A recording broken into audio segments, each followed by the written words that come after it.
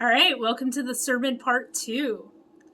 Let's kind of start by discussing what a covenant is and is not. We are very likely accustomed to the idea of promises, whether we make them to friends and family or even pinky promises on the school playground, right? But it is a response to an act of vulnerability on sometimes, and it's like when somebody asks us to promise to keep a secret or to promise to do the thing that they need us to do. And it gives us kind of time and an ability to build trust in our relationships. That very like basic building block of relationships. This is trust building. Promises is trust building. And keeping promises and trust are one of the things that kind of glue our society together. And it is an outworking or maybe a symptom of the values we hold, especially values like compassion, grace, love. Yeah. Promises kind of represent a give and take between two people, or sometimes more, working out how to love and honor one another. Now, a covenant is a very similar kind of concept, but it's kind of writ large, right? It's a promise made big and made public.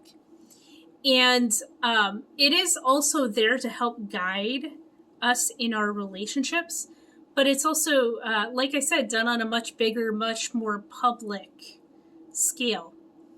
A covenant is a promise that we make in public, as in our service of baptism, where congregations promise to help and nurture and support the child and family of the child we're baptizing,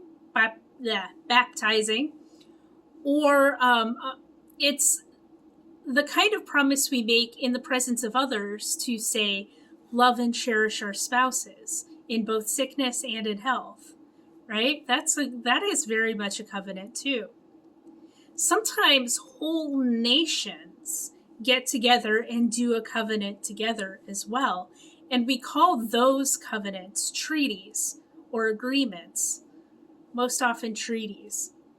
Now, at its root, at its very core, a covenant is a big promise as we work out our relationships with others in very specific, well-defined ways. In the case of our first scripture, we see Abraham being given a covenant. Now, we talk a lot about this covenant from time to time, and it's a big one with specific terms. God will make Abraham the parent of many nations and give him a son by Sarah. And in return, God claims the right to make covenant with the nations who claim descendants from Abraham. And by the way, that's a lot of nations. If you go through and actually read his family history, he's got lots of sons. Not all from Sarah. But yeah, so God is saying that you can only make covenants with me, essentially, by doing this. Now, for a man who was the head of a family who at this point had struggled with infertility and the results of acts of desperation taken to get a child, right? This is a wonderful thing. This is like awesome. This is everything Abraham could have wanted. And he readily agrees, even to the name changes that are going on there, right? He agrees to change his name for this, right? Now, if we remember back to Sunday school, however, we know that his descendants didn't do so hot in maintaining that relationship. We see a lot of breaking of covenant on the part of the nation of the Israelites, and a lot of rocky, but sometimes joyful, returns to that relationship. By the time we get to the passage in Mark, we start to see why it's such a difficult covenant and a difficult relationship to manage.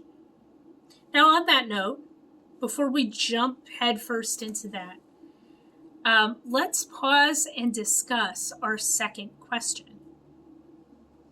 Have you or someone speaking for you ever agreed to something you later balked at or regretted? Have you or someone speaking for you ever agreed to something you later balked at or regretted? Again, happy discussing.